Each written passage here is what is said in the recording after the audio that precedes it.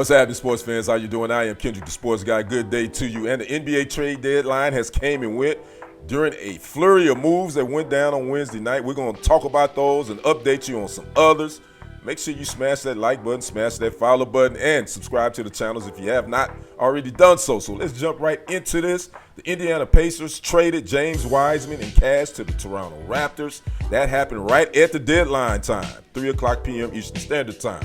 The Phoenix Suns, if you didn't know, there was word that Kevin Durant could possibly be moved during this trading season, and it didn't happen. Suns informed all interested teams that they were not looking to move him. That was announced on the NBA today. The LA Clippers traded Kevin Porter Jr. to the Milwaukee Bucks for Marjon Beauchamp as well before the deadline. And the Memphis Grizzlies traded Marcus Smart and a 2025 first-round pick to the Washington Wizards in a multi-team trade that sends 2 second-round picks to Memphis, sources told ESPN's Shams Charania. So those were some of the last transactions that happened right before the deadline window closed. Now let's talk about the biggest ones that already happened in a busy week of trading. We got the Mavs, who traded 5-time All-NBA first-teamer and 5-time All-Star Luka Doncic to the Los Angeles Lakers for 10-time All-Star and one-time NBA champion Anthony Davis. That went down on Saturday night. The Mavs received Max Christie and a Lakers 2029 first-round pick. The Lakers received Maxi Kleber and Markieff Morrison. Now, the DF Dub and the fans of the Mavericks are really still fuming over this, and Nico Harrison, who's the GM that pulled this off, is going to have a hard time getting these fans to really buy into this trade. So again, that was the biggest one that went down on Saturday night. Now the big one that went down on Wednesday night, last night, the Heat. They finally traded disgruntled guard Jimmy, I get buckets Butler, Jimmy the Butler did it, all those adjectives. He was traded to the Golden State Warriors. The Heat received Andrew Wiggins, Dennis Schroeder, Kyle Anderson, and a protected first-round pick. And oh, by the way, Jimmy Butler will sign an extension with the Golden State Warriors at 2 years, $111 million.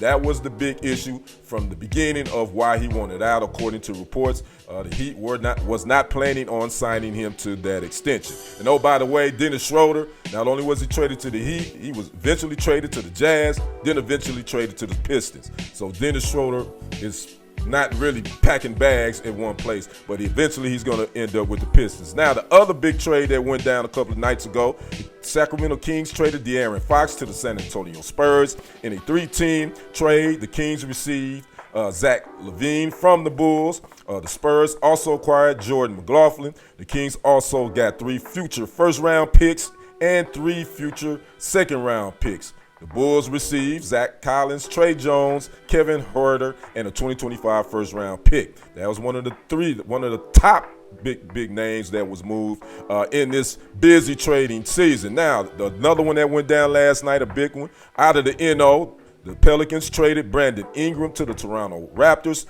for Bruce Brown Jr., Kelly Olynyk, 1 first-round pick, 1 second-round pick, and that was kind of a surprise. Well, not for those closer to the organization, because Brandon Ingram will be a free agent this summer, and most people close to that situation said that he most likely wasn't going to re-sign with the Pelicans, so at least they got some assets before he was going to be able to walk without getting nothing in return. Now, my Milwaukee Bucks, I was born in Milwaukee, they traded Chris Middleton to the Washington Wizards for Kyle Kuzma. The Bucks get Patrick Baldwin Jr. as well, a pick swap, and second-round draft compensation. Chris Middleton was one of the cornerstones of this franchise for the last, 10 years or so.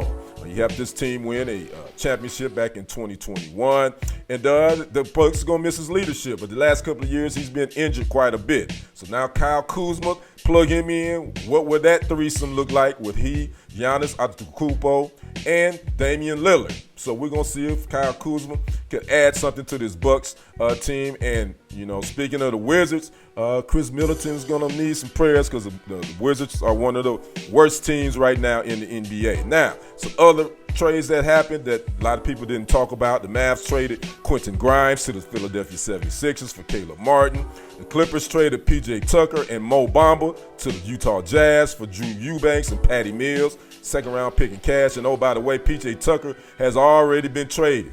He's gonna end up back with the Heat, if I'm not mistaken. So the Jazz have he was there, a Jazz, now he's back with the Heat, where he played for a couple of years. Also, the Lakers traded their rookie first-round pick of this season, Dalton Knecht, a Cam Reddish, a 2031 unprotected first-round pick, a 2030 pick swap to the Charlotte Hornets for center Mark Williams to team with to get some size. I don't think they think Jackson Hayes is going to be that guy to get some size now to help Luka Doncic and LeBron James now with the Los Angeles Lakers. So that is what happened this NBA trading season 2024-2025. Again, this is one of the busiest ones that I can recall in a long time. A lot of players making changing uniforms. A lot of teams trying to jockey for position and add some pieces to see if they can make a run for that Larry O'Brien trophy in June. I'd like to know what you guys think about this season's NBA